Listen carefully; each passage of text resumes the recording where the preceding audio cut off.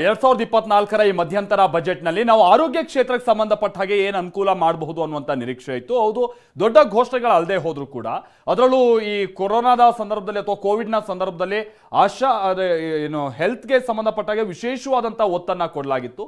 But ಅದಾದ ನಂತರದಲ್ಲಿ ಆ ಮಟ್ಟಿಗಿನ ಒತ್ತನ್ನ ನಾವು ಗಮನಿಸದೆ ಹೋದ್ರು ಕೂಡ ಜನರಿಗೆ ಮೂಲಭೂತವಾಗಿ ಆರೋಗ್ಯಕ್ಕೆ ಸಂಬಂಧಪಟ್ಟ ಹಾಗೆ ಸಿಗಬೇಕಾಗಿರುವಂತಹ ಸೇವೆಗಳ ಕಡೆಗೆ ಗಮನ ಕೊಡುವಂತ ಪ್ರಯತ್ನ ನಡೆದಿದೆ. ಆಶಾ ಹಾಗೆ ಅಂಗನವಾಡಿ ಕಾರ್ಯಕರ್ತರಿಗೆ ಆಯುಷ್ಮಾನ್ ಭಾರತ ಯೋಜನೆಯನ್ನ ವಿಸ್ತರಣೆ ಮಾಡುವಂತ ನಿಟ್ಟಿನಲ್ಲಿ ನಿರ್ಧರಿಸಲಾಗಿದೆ.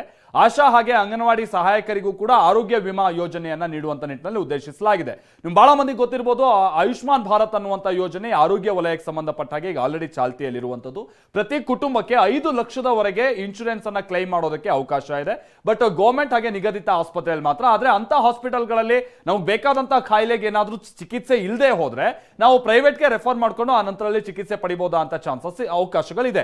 ಬಟ್ ಅದು ಎಷ್ಟು ಮಟ್ಟಿಗೆ ಇಂಪ್ಲಿಮೆಂಟ್ ಆಗಿದೆ ಅನ್ನುವಂಥದ್ದು ವಿಚಾರ ಬಂದಾಗ ಬಹಳಷ್ಟು ಕಡೆ ಪ್ರೈವೇಟ್ ಹಾಸ್ಪಿಟಲ್ಗಳೆಲ್ಲ ನಮ್ಗೆ ಸರಿಯಾಗಿ ಸರ್ಕಾರ ಕಡೆಯಿಂದ ದುಡ್ಡು ಬರ್ತಾ ಇಲ್ಲ ಅಂತ ಕಾರಣಕ್ಕಾಗಿ ರಾಜ್ಯ ಸರ್ಕಾರದ ಯೋಜನೆ ಜೊತೆಗೆ ಕೇಂದ್ರ ಸರ್ಕಾರದ ಯೋಜನೆಗೆ ಸಂಬಂಧಪಟ್ಟಂಗೆ ಅಷ್ಟೊಂದು ಸೊಪ್ಪು ಹಾಕ್ತಾ ಇಲ್ಲ. ಅದು ಬಹಳ ಎಫೆಕ್ಟಿವ್ ಆಗಿ ಇಂಪ್ಲಿಮೆಂಟ್ ಆಗಬೇಕಾದಂತಹ ಚಾನ್ಸಸ್ ಇದೆ. ಮತ್ತೆ ಈ ಸರ್ವೈಕಲ್ ಕ್ಯಾನ್ಸರ್ ಇದು ಇತ್ತೀಚಿನ ದಿನಗಳಲ್ಲಿ ಗರ್ಭಕಂಠದ ಕ್ಯಾನ್ಸರ್ ಮಹಿಳೆಯರಲ್ಲಿ ತೀರಾ ಹೆಚ್ಚಾಗಿ ಕಂಡುಬರ್ತಾ ಇರುವಂತ ಸಮಸ್ಯೆ.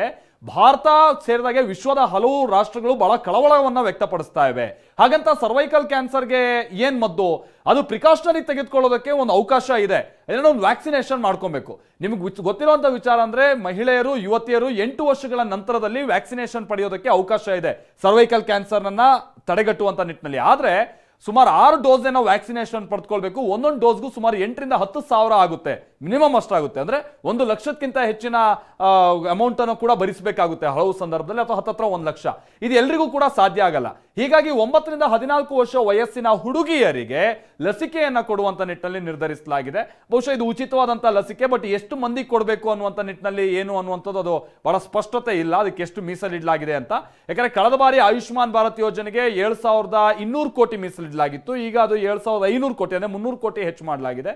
ಇನ್ನು ಇಂದ್ರಧನುಷ್ ಯೋಜನೆಯ ಮುಖೇನವಾಗಿ ವಿನ್ ಯೋಜನೆಯನ್ನ ಜಾರಿಗೆ ತರುವಂತ ನಿಟ್ಟಿನಲ್ಲಿ ನಿರ್ಧರಿಸಲಾಗಿದೆ. ಸೊ ಇದು ಆರೋಗ್ಯ ಕ್ಷೇತ್ರಕ್ಕೆ ಸಂಬಂಧಪಟ್ಟ ಹಾಗೆ ಬಹಳ ದೊಡ್ಡ ಘೋಷಣೆಗಳು ಅಲ್ಲದೆ ಹೋದ್ರು ಕೂಡ ನಾನು ಮೊದಲೇ ಹೇಳಿದಾಗೆ ಈ ಆಯುಷ್ಮಾನ್ ಭಾರತ್ ಯೋಜನೆಯನ್ನ ಮತ್ತಷ್ಟು ವಿಸ್ತರಣೆ ಮಾಡ್ತಾ ಇರುವಂತದ್ದು, ಜೊತೆಗೆ ಈ ಸರ್ವೈಕಲ್ ಕ್ಯಾನ್ಸರ್ಗೆ ಸಂಬಂಧಪಟ್ಟ ಹಾಗೆ ಹೆಚ್ಚಿನ ಮುಂಜಾಗ್ರತೆಯನ್ನು ವಹಿಸುವಂತ ನಿಟ್ಟಿನಲ್ಲಿ ಒತ್ತು ಕೊಟ್ಟಿರುವಂತದ್ದು ಬಹಳ ಉತ್ತಮವಾದಂತಹ ನಡೆ ಕೂಡ ಆಗಿದೆ ಆರೋಗ್ಯ ಕ್ಷೇತ್ರಕ್ಕೆ ಸಂಬಂಧಪಟ್ಟ ಹಾಗೆ. ಜೊತೆಗೆ ಈ ವಿನ್ ಅನ್ನುವಂಥದ್ದು ಒಂದು ಯೋಜನೆ ನಾವು ಹೇಳಿದ್ವಲ್ಲ, ಅದಕ್ಕೆಲ್ಲ ಸಂಬಂಧಪಟ್ಟ ಹಾಗೆ ವಿತ್ತ ಸಚಿವೆ ಕೆಲ ವಿವರಣೆಯನ್ನ ಕೊಟ್ಟರು. ಬನ್ನಿ ಕೇಳ್ಕೊಂಬೋಣ.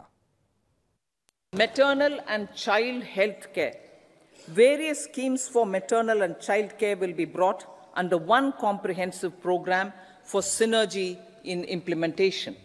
Upgradation of Anganwadi centers under Saksham Anganwadi and Poshan 2.0 will be expedited for improved nutrition delivery, early childhood care and development.